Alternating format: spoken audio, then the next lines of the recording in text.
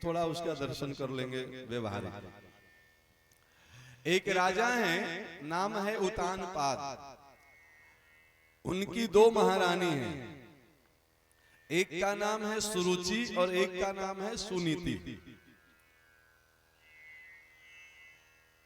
सुरुचि महाराज के साथ राजभवन में रहती है, बराबर में राज सिंहासन पे बैठती है, और सुनीति के लिए एक अलग महल बनाया गया है, उसको भी सारी सुविधाएं हैं, पर एक रोक ये लगाया गया है कि वो कभी राजमहल में नहीं आ सकती है और महाराज के वाम भाग में सिंहासन पर नहीं बैठ सकती है।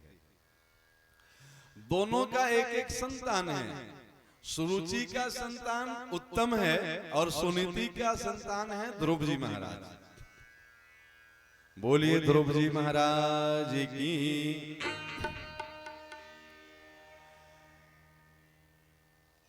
एक दिन ध्रुव जी महाराज 5 साल के हुए तो आज पहली बार अपने घर से बाहर खेलने के लिए निकले। मोहल्ले के छोटे छोटे बच्चे उसको देख के बड़ा आश्चर्य करें और आपस में बात करें, अरे ये तो महाराज उतानपाद के पुत्र राजकुमार हैं यहाँ के, ये हम सामान्य बच्चों के साथ क्यों खेलने आया है? इसके लिए तो कोई अलग खेल का मैदान होना चाहिए, अलग से खेल का मास्टर होना चाहिए।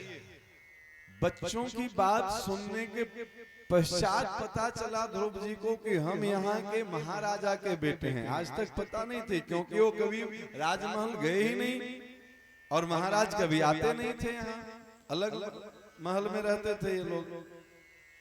जब ध्रुव जी को पता चला कि हम यहाँ के राजा के बेटे हैं, हम यहाँ के राजकुमार हैं, तो खेलने में मन ही नहीं लगा। तुरंत वापस आ गए और अपनी मैया सुनीति से पूछे कि माँ, क्या हम यहाँ के राजकुमार हैं? क्या हम यहाँ के महाराजा उतानपाद के बेटे हैं? अब सुनीति मैया को लगा कि देखो, अब वास्तविकता बता देने का सही समय आ गया है। अब भी सच्चाई बच्चों को नहीं बताई जाएगी तो बच्चे के मन में कुंठा घर कर जाएगा। सारी बातें स्पष्ट बता देती है सुनीति मैया। बोले, हाँ बेटा, तुम यहाँ के राजा के ही बेटे हो, तुम राजकुमार हो। कहते हैं बच्चे मन के सच्चे, बच्चे जिद करने लगे। ध्रुव जी बोले, मैया आज हम अपने पिताजी से मिलने राजभवन जाएंगे। अब सुनीति को तो जाने की मनाही थी, वो जा नहीं सकती थी, तो अपने एक दासी के साथ बच्चे को भेज देती है। दासी दरवाजे तक जाती है, दरवाजे से सामने सिंहासन पे बैठे हैं उतानपाद और बगल में बैठी है सुरुचि। दासी दरवाजे से बताती है कि बेटा देखो, सामने जो सिंहासन पे बैठे हैं वही यहाँ के राजा हैं, वही तुम्हारे पिताजी हैं। इतना कह के दासी वापस आ जाती है और वो ध्रुव जी दौड़े दौड़े जाते हैं और महाराज उतानपाद के गोद में बैठ जाते हैं। पिताजी पिताजी कह करके वो उनकी गोद में बैठ जाते हैं। जैसे ही ध्रुव जी उतानपाद के गोद में बैठे ना, बगल में बैठी थी सुरुचि, विमाता, सौतेली माँ थी। वो झट से ध्रुव जी का हाथ पकड़ी और सिंहासन से नीचे खींच के उतार दी और डांटते हुए बोली, खबरदार, जो दोबारा तुम महाराज के गोद में सिंहासन पे बैठे हो, तुम्हें अगर इस सिंहासन पे महाराज के गोद में बैठना है ना, तो जंगल में जा, भगवान की तपस्या कर, भगवान से प्रार्थना कर कि प्रभु अगले जन्म में हम सुरुचि माँ के गर्भ से जन्म लें, तब तुम महाराज के गोद में और इस सिंहासन के ऊपर बैठने के अधिकारी बनोगे। इतना सुनना था कि बच्चे को बड़ा दुख हुआ। वो बड़े दुखी मन से बच्चा वापस आ गया अपनी माँ सुनीति के पास और वहां जाके पूछता है कि माँ, वहां हमारे पिता के बगल में एक और माँ बैठी थी और वो कहती है कि हम अपने पिता की गोद में नहीं बैठ सकते हैं। और क्या बोली बेटा? बोली, वो कहती है कि तुम भगवान की तपस्या करो, वो जब प्रसन्न होंगे तब तुम पिता के गोद में बैठने के अधिकारी बनोगे। अब कल्पना करिए कि ये घटना आज की होती तो क्या होता। अरे जितना अधिकार राज सिंहासन पे सुरुचि का, उतना ही सुनीति का, दोनों पत्नी है ना। तो अथ श्री महाभारत कथा प्रारंभ होनी चाहिए थी कि नहीं, कि तुम्हारी हिम्मत जो मेरे बेटे को हमारे पति के गोद से तुम नीचे धक्का दी हो, पर नहीं, ये सुनीति है। ये कहती है कि अरे बेटा, कोई भी माँ अपने बच्चे का हित थोड़े सोचती है, तुम्हारी माँ ने जो बताया है वो बिल्कुल सही बताया है। ध्रुव जी को बड़ा आश्चर्य लगा कि माँ तुम भी समझती हो कि हम अपने पिता की गोद में बैठने के अधिकारी नहीं हैं। बोले बिल्कुल सही बात है माँ, तुम ऐसा कैसे सोच सकती हो।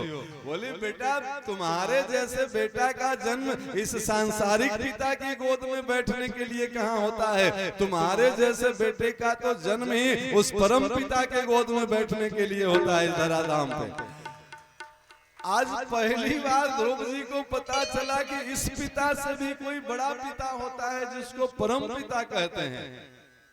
ध्रुव जी पूछते हैं कि माँ, उस परम पिता की गोद में बैठने के लिए क्या करना पड़ेगा। माँ बोली वही करना पड़ेगा जो उस माता ने तुमको बताया है, भगवान की तपस्या कर, भगवान प्रसन्न होंगे तो अपनी गोद में बिठा लेंगे। इतनी तो बात है, माँ ने बताया तो है तुम्हें। 2 मिनट में झगड़ा खत्म हो गया ना जी। अब थोड़ा इसका व्यवहारिक अर्थ समझ लीजिए।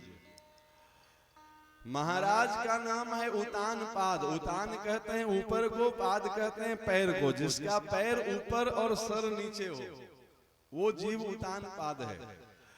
आप ईमानदारी से सोचेंगे तो हर प्राणी को इसी प्रकार से 9 महीने तक माँ के गर्भ में रहना पड़ता है, पैर ऊपर और सर नीचे। बच्चे का जन्म होता है तो आप देखे होंगे, महिलाओं को तो अनुभव भी होगा, बच्चे का सर पहले बाहर आता है कि पैर आता है, सर आता है ना, तो सर पहले बाहर आया मतलब सर नीचे था, पैर ऊपर था। 9 महीने तक इसी अवस्था में तो रहता है। यही उतान पाद हर जीवात्मा की कथा है। और हर जीवात्मा की 2 पत्नी है, एक है सुरुचि और एक सुनीति। ये पत्नी कौन है, उसकी बुद्धि। एक को कहते हैं सद्बुद्धि और एक को कहते हैं दुर्बुद्धि। ये हर जीवात्मा के साथ आती है, समझे कि नहीं। दुर्बुद्धि किसको कहते हैं, सुरुचि को, रुचि पूर्वक जो हमको अच्छा लगे वो करें, ये सुरुचि का जीवन है। और जो हमारा धर्म बतलाता है वो हम करें, ये सुनीति का जीवन है। नीति पूर्वक जीना और रुचि पूर्वक जीना, यही अंतर है। धर्म जो कहता है वो करना, ये नीति पूर्वक जीना है। और मेरा मन जो कहता है वो करना, ये रुचि पूर्वक जीवन है। अब मान लो किसी को डायबिटीज हाई लेवल का है और मन उसका रोज करे गुलाब जामुन खाने का, तो रुचि तो है, पर परिणाम क्या होगा, बीमार पड़ेगा ना जी। तो बहुत ध्यान से सुनिए, सुरुचि का संतान है उत्तम।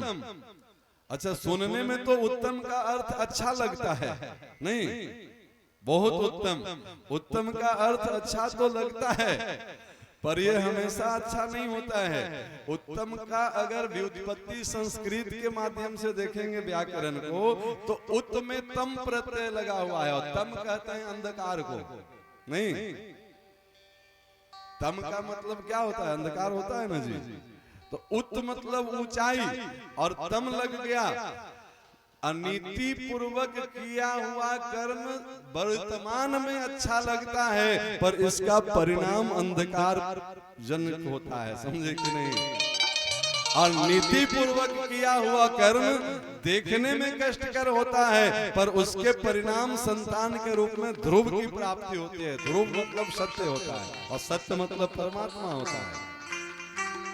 नीति के लिए कष्ट सहना ये देखने में घाटे का सौदा है, पर यह सबसे फायदे का सौदा है, क्योंकि यही सत्य की प्राप्ति होगी, ध्रुव की प्राप्ति यही होगी।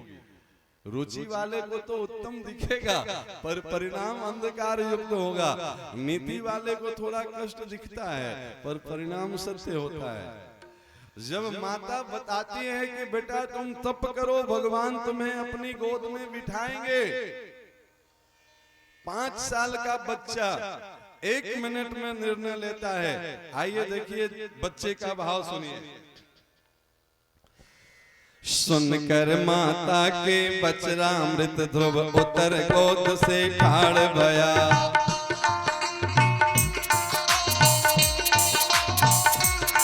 वह गिरा चरण पर माता के वन चलने को तैयार भया।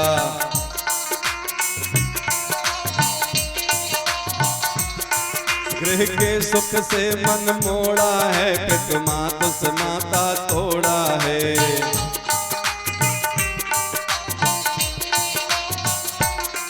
भगवत पद में मन जोड़ा है, नहीं प्रेम हृदय में थोड़ा है।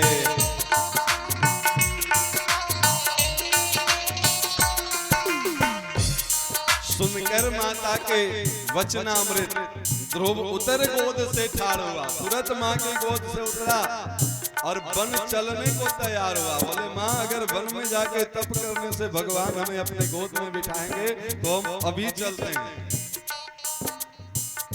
अब छोटा सा प्यारा सा नन्हा सा 5 साल का ध्रुव जी वन में जा रहे हैं भगवत प्राप्ति के लिए। सामने भगवत स्वरूप अपनी माँ को दर्शन कर रहे हैं भगवान के रूप में, और माँ से आशीर्वाद मांग रहे हैं। हे माता शुभ आशीष हमें आदर शीश चलो वन में।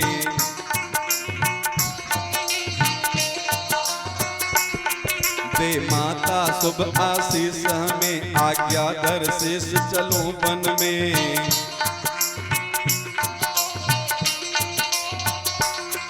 रह के भगवत वत सेवन में है सदा उम्र पड़ी मन में।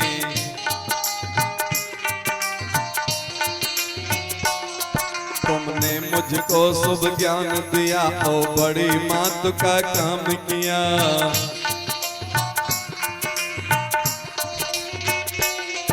है शुद्ध जनन की यह करनी है, भामिन जन की यह वरनी।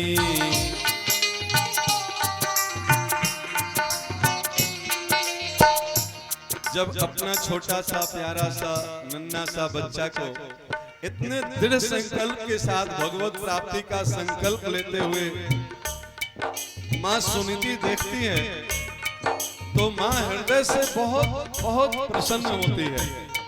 देखिए, माता का आज मातृत्व सार्थक हो रहा है कि आज अपना पुत्र भगवत प्राप्ति के लिए जा रहा है, और माँ अपने बच्चों को आशीर्वाद देती है। ईश्वर जिसको अपनाता है सो तुरंत 3 बन जाता है।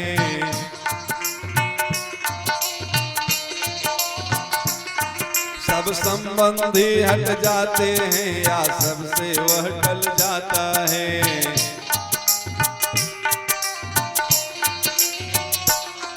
जिसके सम्मुख वह जाता है उसको भारी हो जाता है।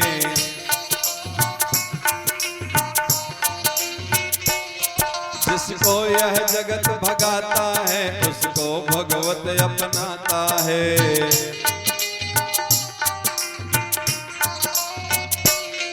हरि भक्तों को मन भाता है, सुंदर इतिहास बताता है।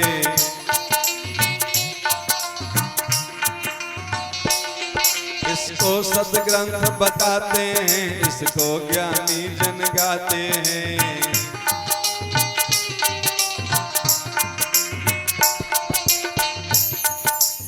आखिर माँ का हृदय है अपना छोटा सा प्यारा सा लाडला सा राजकुमार ध्रुव जी वन में जा रहे हैं। माँ का हृदय प्रसन्न तो है, पर कहीं न कहीं हृदय में ये भाव है कि छोटा बच्चा है, ऐसे कठिन मार्ग पे चल निकला है। माँ का हृदय बार बार अनुदान वरदान की वर्षा कर रही है। भगवान सदा कल्याण करे, सब देवन हो सम्मान करे।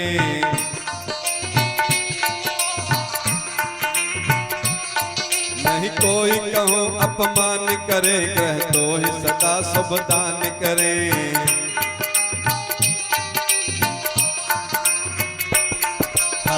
तप का फल दान करें, मन जंतु मिले वह मान करें।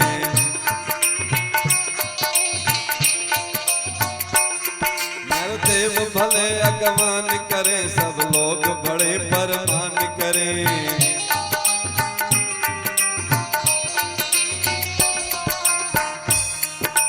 एक क्षण के लिए मां के हृदय में कहीं ये भाव आता है कि कहीं वन उपत्यकाओं में, गिरी कंदराओं में जाकर के बच्चे का मन भयभीत न हो जाए, वन के कष्टों से डर करके ये भगवत प्राप्ति किए बिना वापस न आ जाए। इसलिए अपने छोटा सा नन्हा सा प्यारा सा दुलारा सा राजकुमार ध्रुव जी को उपदेश दे रही है। माँ का उपदेश अद्भुत है, सुनिए बहुत ध्यान से। कब हो घर का सुध ना करना, चित दे प्रभु की सेवा करना।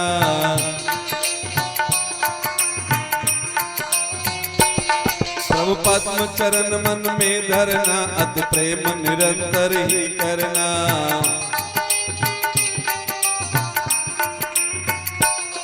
भगवत पद जो अपनाता है, वह जग में पूज्य कहता है।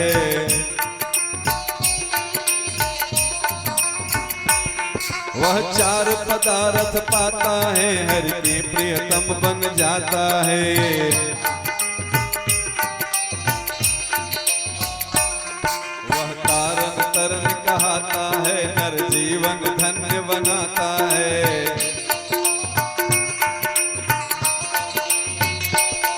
उसको सब शीश नवाते हैं, भगवान जिसे अपनाते हैं।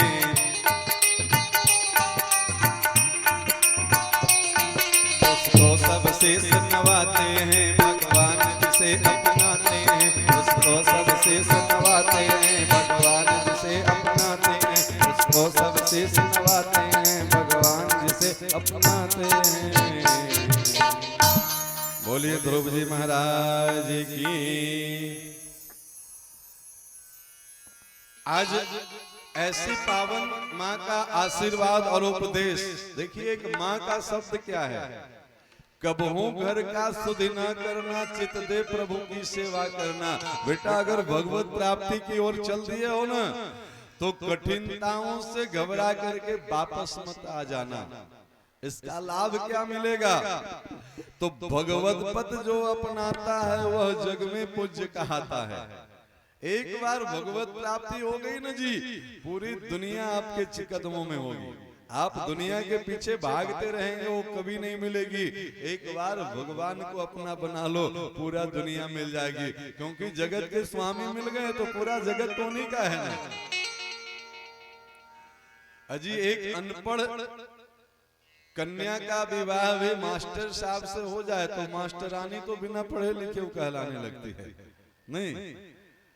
डॉक्टर से हो जाए तो डॉक्टरानी कहलाने लगती है, सेठ से हो जाए तो सेठानी। एक झाड़ू लगाने वाली गरीब कन्या का भी विवाह सेठ जी से कर दो, बैठे बिठाए सेठानी। काहे का 2 पैसा का बिजनेस है उसका, कमाए सेठ जी, वो बैठे बैठे सेठानी। तो उसी प्रकार से एक बार परमात्मा का संतान अपने आप को स्वीकार तो करके देखो, फिर उसके राजकुमार तो तुम पैदाइशी हो। राजा का बेटा राजा कभी बने न बने, राजकुमार तो पैदा ही होता है। तो भगवान का बेटा भगवान बने न बने, बनना भी नहीं चाहिए, पर इंसान तो वो चकाचक बन ही जाएगा। यही माँ बतला रही है कि भगवत पद जो अपनाता है, वो जग में पूज्य कहता है। वह 4 पदार्थ पाता है, हरि के प्रीतम बन जाता है। 4 पदार्थ समझते हैं? धर्म अर्थ काम मोक्ष, ये चारों उसकी मुट्ठी में आ जाती है। इसी के लिए लोग भागे फिर रहे हैं, एक नहीं मिल रहा है। यहाँ चारों की गारंटी है, क्योंकि वो हरि के प्रीतम बन जाता है।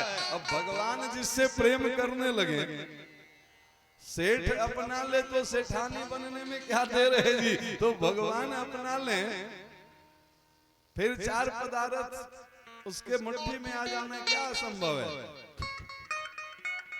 वह तारन तरन कहता है, नर जीवन धन्य बनाता है। बहुत ध्यान से सुनिए उपदेश। वह तारन तरन कहाता है। अरे अपनी कल्याण की तो चिंता क्या, जिस कुल खानदान में एक भगवान का भक्त उत्पन्न हो जाए ना जी, भागवत जी में लिखी है 21 पीढ़ियां तर जाती है।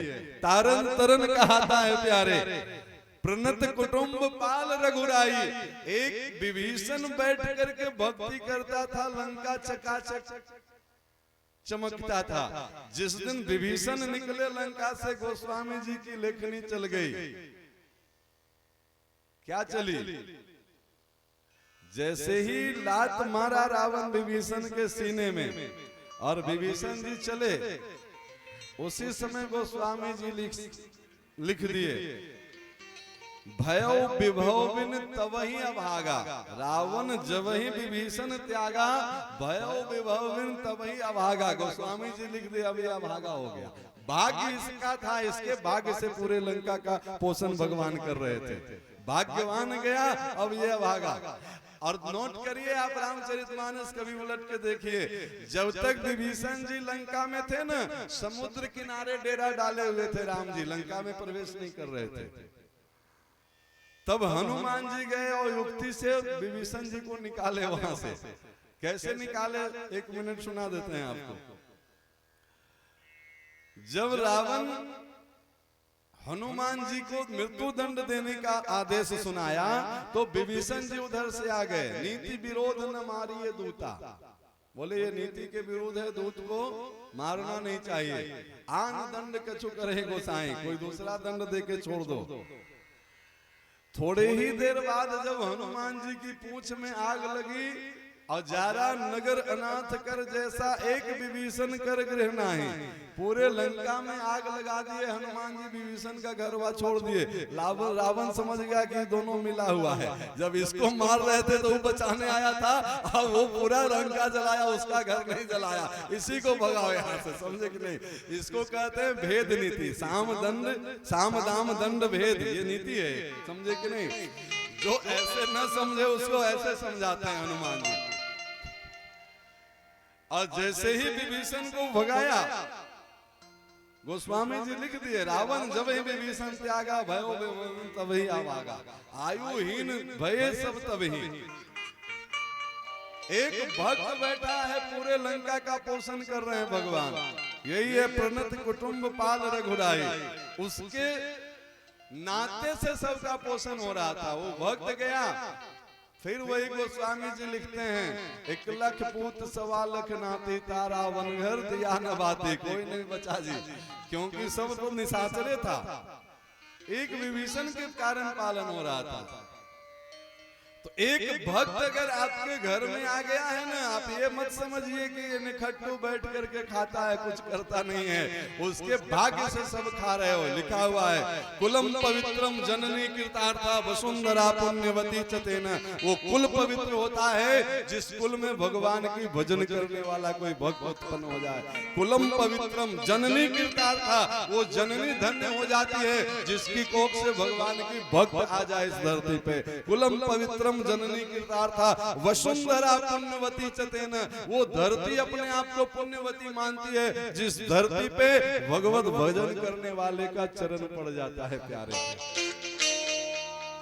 वसुंधरा पुण्यवती चतेन, यही भाव यहाँ बताया जा रहा है ध्रुव जी के माता के द्वारा। वह तारन तरन कहाता है, नर जीवन धन्य बनाता है। उसको सब शीश नवाते हैं, भगवान जिसे अपनाते हैं। एक बार भगवान जिसको अपना लेना, जो कभी अपने पति को भी स्वामी जी नहीं कहा होगा ना, कही होगी महिला, वो गेरुआ वस्त्रधारी के पीछे स्वामी जी आशीर्वाद दीजिए, स्वामी जी क्या सेवा करें बताइए। काहे का स्वामी जी?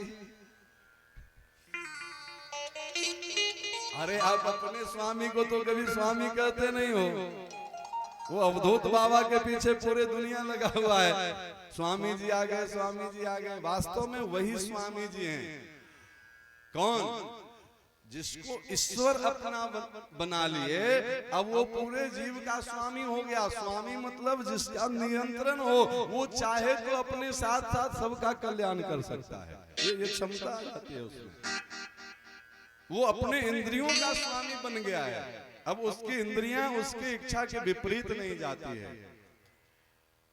ऐसे माता का आशीर्वाद और उपदेश पा करके ध्रुव जी चले हैं, पर बहुत सावधान होकर सुनिए, ये राह नहीं है फूलों की, कांटे भी इनमें मिलते हैं, लेकर के दर्द जमाने का बस हिम्मत वाले चलते हैं। सुनने में बहुत आसान लगता है, करना बड़ा मुश्किल है प्यारे। अरे 10 रुपए का घड़ा लेने जाते हो तो 4 बार ठोक बजा कर देखते हो कि ये पक्का है कि कच्चा है। भगवान की झोली का जो सबसे कीमती हीरा है ना, वो है भक्ति। और भगवान जिसको भक्ति देना चाहते हैं 10 बार ठोक बजा के चेक करते हैं। कई बार तो लगेगा कि बेकार हम फंस गए यहाँ आकर के, वहीं रहते तो ज्यादा कमाते खाते, समझे कि नहीं।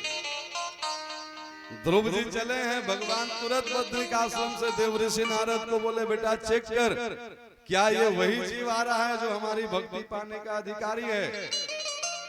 नारद जी बीच रास्ते में प्रकट हो गए, नारायण नारायण नारायण। बेटा इस सुनसान बियाबान जंगल में अकेले कहाँ जा रहे हो। और ध्रुव जी का जवाब सुनिए, एकदम दृढ़ संकल्प से लबालब भरा, बोला भगवान की गोद में बैठने जा रहे हैं। अच्छा बेटा भगवान को पाना चाहते हो, तुम्हें पता है कि भगवान के पाने के लिए कोई मंत्र चाहिए और मंत्र पाने के लिए कोई गुरु चाहिए। आपके कोई गुरु हैं क्या। ध्रुव जी का दूसरा जवाब सुनिए, बोले हाँ है ना हमारे गुरुजी। बेटा कौन है तुम्हारे गुरुजी। बोले आप ही तो हैं गुरुजी। अरे अगर भगवान को पाने के लिए मंत्र चाहिए और मंत्र के लिए गुरु चाहिए तो आपके जैसे संत महात्मा सामने दर्शन दे रहे हैं, अब हम और कहाँ जाएं गुरुजी ढूंढने। आप ही गुरुजी बन जाइए और कृपा करके कोई ऐसा मंत्र बता दीजिए जिससे हमें भगवत प्राप्ति हो जाए। ये संतों का महत्व है, संतों का महत्व। आइए 2 लाइन गा लें। संतन के संग लाग रे तेरी अच्छी बनेगी। बस ध्रुव चरित्र पूरा होने वाला है। संतन के संग लाग रे तेरी अच्छी बनेगी। संतन के संग लाग रे तेरी अच्छी बनेगी। अच्छी बनेगी तेरी जीवन सुधरेगी। अच्छी बनेगी तेरी बिगड़ी बनेगी। होए पड़ो तेरो भाग रे तेरी अच्छी बनेगी। होए पड़ो तेरो भाग रे तेरी अच्छी बनेगी। संतन के संग लाग रे तेरी अच्छी बनेगी।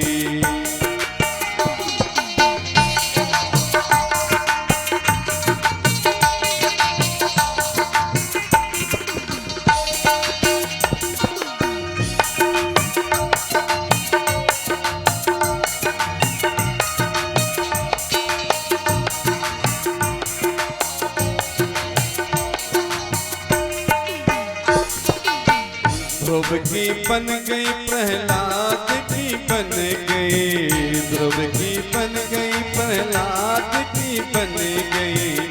हरि सुमिरन में लाग रे तेरी अच्छी बनेगी। रामचरण अनुराग रे तेरी अच्छी बनेगी। संतन के संग लाग रे तेरी अच्छी बनेगी।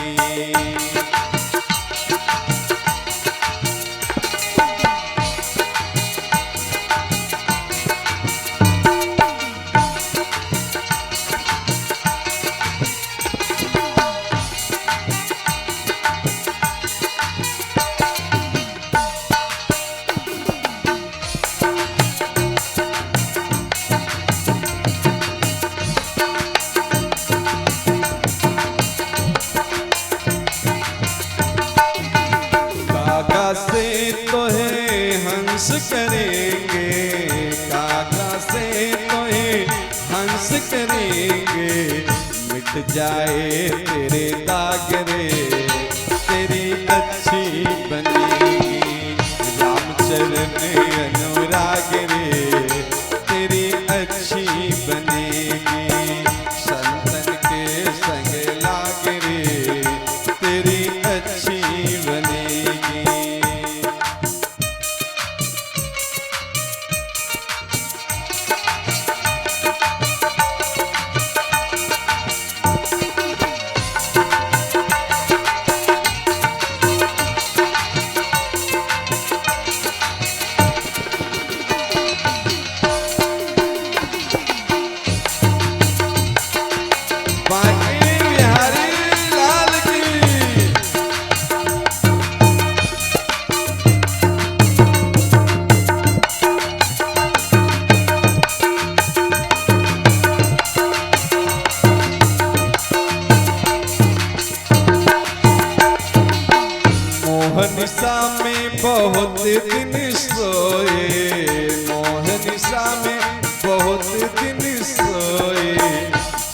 सके तो जाग रे तेरी अच्छी बनेगी, जाग सके तो जाग रे तेरी अच्छी बनेगी, संतन के संग लाग रे तेरी अच्छी बनेगी, संतन के संग लाग रे तेरी अच्छी बनेगी, राम चरण अनुराग रे तेरी अच्छी बनेगी, कृष्ण चरण अनुराग रे तेरी अच्छी बनेगी, संतन के संग लाग रे तेरी अच्छी बनेगी, संतन के संग लाग रे तेरी अच्छी बनेगी। बोलिए संत सद्गुरुदेव भगवान की। आज बच्चे को जब इतना दृढ़ संकल्प पूर्वक भगवत प्राप्ति की ओर बढ़ते हुए देव ऋषि नारद देखते हैं तो भागवत जी के 12 अक्षर मंत्र की उपदेश करते हैं, दीक्षा देते हैं और उस 12 अक्षर मंत्र को बड़े निष्ठा पूर्वक ध्रुव जी जप करते हैं। पहले महीने में आहार का त्याग करते हैं, अन्न का त्याग करते हैं, दूसरे महीने में फल का त्याग करते हैं, तीसरे महीने में शाक का त्याग करते हैं। ऐसे 5 महीने बीते हैं। छठे महीने में अपनी प्राण वायु को भी रोक लिए, श्वास भी बंद कर दिए। और भक्त पे जब संकट आती है ना तो मेरे गोविंद का सिंहासन हिलने लगता है, डगमगाने लगता है जी। आज जैसे ही ध्रुव जी अपनी श्वास रोक करके भगवत नाम का चिंतन कर रहे हैं, आज त्रिलोकों में ऐसा लगने लगा कि आज प्रलय आ जाएगा। सारे देवी देवता घबराने लगे कि भैया ऐसा क्या हो गया जो प्रलय का वातावरण बनने लगा। तब ब्रह्मा जी ध्यान देके देखते हैं, तब पता चलता है कि एक 5 साल का नन्हा सा बालक भगवत प्राप्ति के लिए अपनी प्राण वायु को ऊपर चढ़ा करके भगवान को पुकार रहा है। सभी देवी देवता भगवान नारायण से, श्री हरि से, गोविंद से प्रार्थना करते हैं, बोले भगवान जल्दी इस बच्चे को दर्शन दे दीजिए, नहीं तो प्रलय आ जाएगा। भगवान प्रसन्न हो गए और भगवान क्या बोले वो सुनिए। बोले हम जाएंगे तो जरूर ध्रुव के पास, पर अपना दर्शन देने नहीं, हम तो अपने भक्त का दर्शन करने आज जाएंगे। ऐसा भक्त तो हमें इतना प्रिय है कि हम इसके दर्शन करना चाहते हैं। ऐसा भक्त कोई हो तो भगवान दर्शन के लिए लालायित रहते हैं। भगवान प्रकट हो गए। ध्रुव जी प्राण वायु चढ़ा करके हृदय में भगवत का चिंतन कर रहे हैं। सामने भगवान खड़े हैं, बेटा हम तुम्हारे तप से प्रसन्न हैं, आंख खोल वरदान मांग। ध्रुव जी देख नहीं रहे आंख खोल करके, अद्भुत भक्त हैं। भगवान सामने खड़े और वो ध्यान में मग्न है।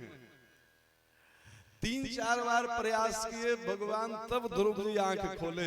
आंख खोले तो उनकी कंठ से कुछ बानी न निकले, गदगद गिरा नयन वह नीरा। भगवान की स्तुति करने में भी सक्षम नहीं। तब भगवान ध्रुव जी के कंठ से अपने शंख का स्पर्श करवाए और उसमें सरस्वती देवी को प्रतिष्ठित किए। बोले ये ऐसा भक्त है जो हमसे बात ही नहीं कर रहा है, आप कृपा करो तो कुछ बातचीत हो भक्त और भगवान की। तब सरस्वती महारानी ध्रुव जी की कंठ में विराजमान हुई। भगवान बोल रहे हैं बेटा वरदान मांग। ध्रुव जी क्या बोले, पहला शब्द दो सुनिए, बहुत मर्म की बात है। ध्रुव जी बोले भगवान सच बताएं तो जब हम तप के लिए आए थे ना, उस समय मेरे भी मन में यही भाव था कि भगवान जब प्रसन्न होंगे ना तो हम अपने पिता से भी बड़ा राज्य मांगेंगे। क्योंकि एक बार अपमानित होना पड़ा था ना राज सिंहासन से, तो कहीं न कहीं मन में भाव था कि भगवान प्रसन्न हो जाएं तो एक बार हम उससे भी बड़ा राज सिंहासन पे बैठे जिसपे हमको बैठने नहीं दिया गया। पर सच बताएं प्रभु, ये भाव तब का था जब घर से चले थे। पर अब का भाव सुन लीजिए, आपके दर्शन करने के बाद तो अब और कुछ पाने की इच्छा ही खत्म हो गई। एक बार भगवान का दर्शन हो जाए प्यारे, वो भी भगवान कैसे। मेरे गोविंद के बारे में कहा जाता है, देखे और दीवाना कर दे शायद इसको जादू आए। शाखों को तू क्या छुआए, कांटों से भी खुशबू आए। प्यारे ये जिसका स्पर्श कर देना वो कांटे जैसा ये शरीर भी खुशबूदार बन जाता है। और ऐसे गोविंद सामने खड़े हैं, बोले बेटा तुम्हें कुछ चाहिए या नहीं चाहिए, पर मेरा दर्शन अमोघ है, बिना दिए हम जाएंगे नहीं। ये मेरे दर्शन का फिर महत्व खत्म हो जाएगा। ध्रुव जी बोले आप बिना दिए जाएंगे नहीं और हम आपसे कुछ लेंगे नहीं। निर्णय आपके हाथ में छोड़ते हैं, हम आपसे मांगेंगे नहीं, आपको जो इच्छा है सो करिए। बोले जो हमसे कुछ नहीं चाहता है उसको हम अपना सब कुछ दे देते हैं। बोले आज से हमारे लोक का एक नाम तुम्हारे नाम से जाना जाएगा। अभी तक भगवान के लोक को क्षीर सागर के नाम से जानते थे, साकेत के नाम से जानते थे, गोलोक के नाम से जानते थे। आज से भगवान बोले हमारे लोक का एक नाम ध्रुव लोक होगा। लो हम अपनी पूरी प्लॉट का रजिस्ट्री तुम्हारे नाम कर दिए। क्यों कर दिए? क्योंकि हम तो भैया भक्तों के हृदय में बैठ जाते हैं ना, तो अब तो तुम्हारा हृदय ही हमारा निवास स्थान हो गया ना, तो एक रूप से तो हम तुम्हारे हृदय में भी विराजेंगे, तो तुम्हारे नाम से भी मेरा लोक जानना चाहिए। और उस दिन से ध्रुव जी के नाम से ध्रुव लोक के नाम से प्रसिद्ध हो गया। बोलिए ध्रुव जी महाराज की। आइए ध्रुव जी भगवान की बड़ी सुंदर स्तुति गाए हैं, हम लोग भी भगवान की स्तुति गा लें, फिर आरती कर लेंगे। बड़ा सुंदर भाव है। शरण में आए हैं हम तुम्हारी, दया करो हे दयालु भगवन। शरण में आए हैं हम तुम्हारी, दया करो हे दयालु भगवन। संभालो बिगड़ी दशा हमारी, दया करो हे दयालु भगवन। संभालो बिगड़ी दशा हमारी, दया करो हे दयालु भगवन।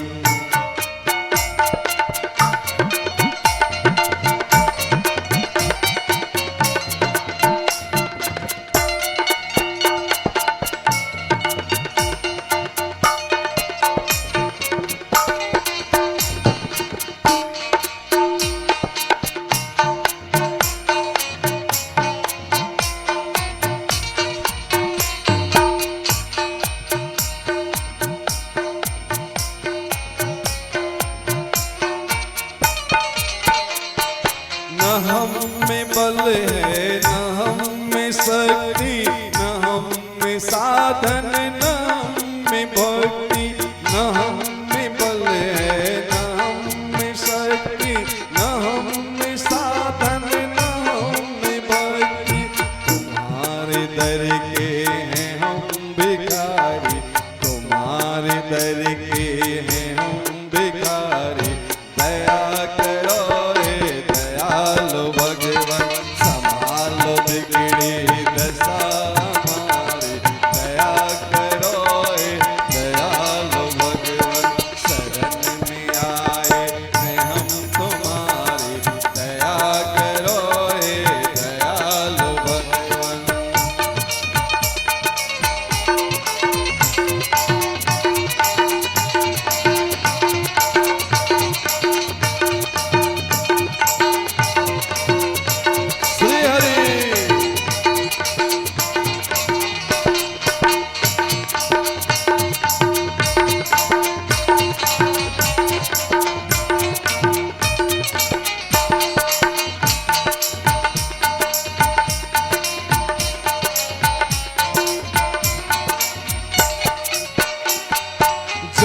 हो स्वामी तो हम हैं सेवक, जो तुम हो पालक तो हम हैं बालक।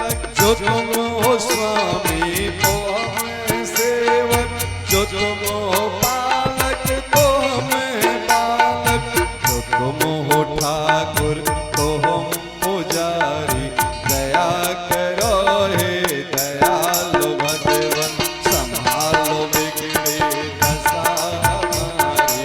दया करो हे दयालु भगवन, शरण में आए हैं हम तुम्हारी। दया करो हे दयालु भगवन।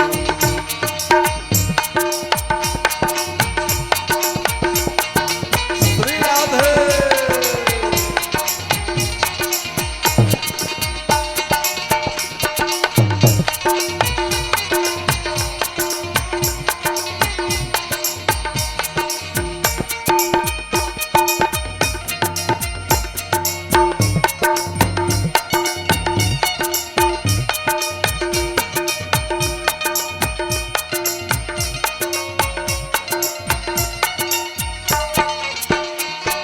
सुना है हम अंश है तुम्हारे, तुम ही हो सच्चे प्रभु हमारे। सुना है हम अंश है तुम्हारे, तुम ही हो सच्चे प्रभु हमारे। तो शुद्ध हमारी हो क्यों विसारी, दया करो हे दयालु भगवन। तो शुद्ध हमारी हो क्यों विसारी, दया करो हे दयालु भगवन, संभालो बिगड़ी दशा हमारी।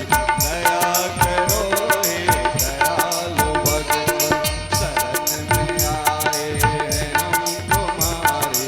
दया करो हे दयालु भगवन। राधा रमन लाल की जय हो।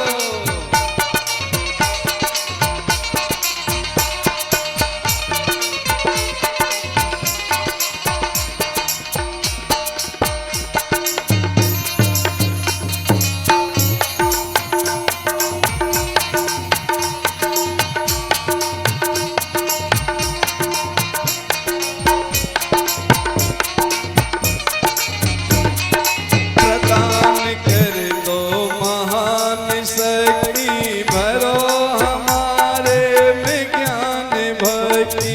प्रदान कर दो महान शक्ति, भरो हमारे में ज्ञान भक्ति।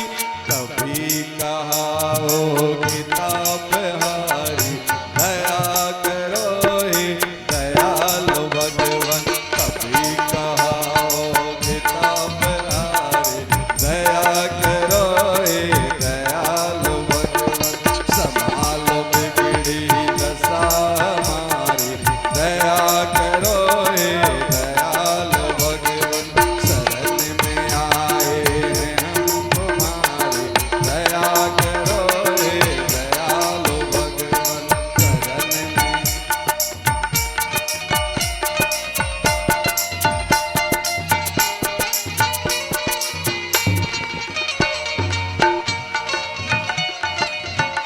हरि बोल प्यारे, हरि बोल।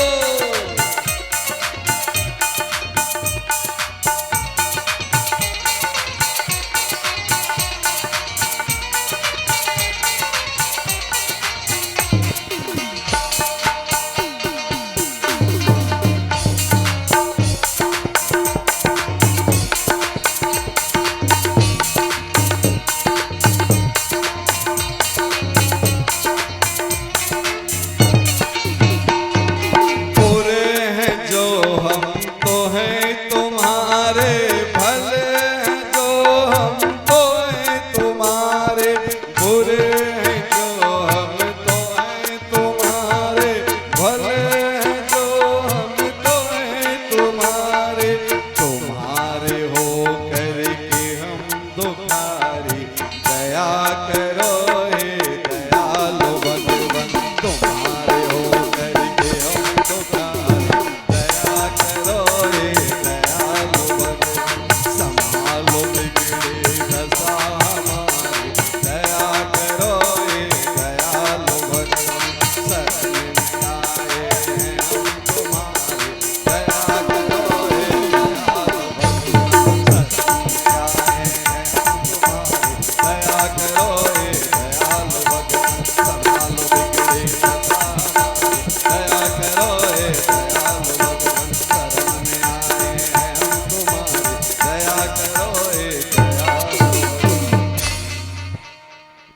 बोली बांकी बिहारी लाल की, श्री सद्गुरुदेव भगवान की, श्रीमद् भागवत महापुराण की, श्री सुखदेव जी महाराज की।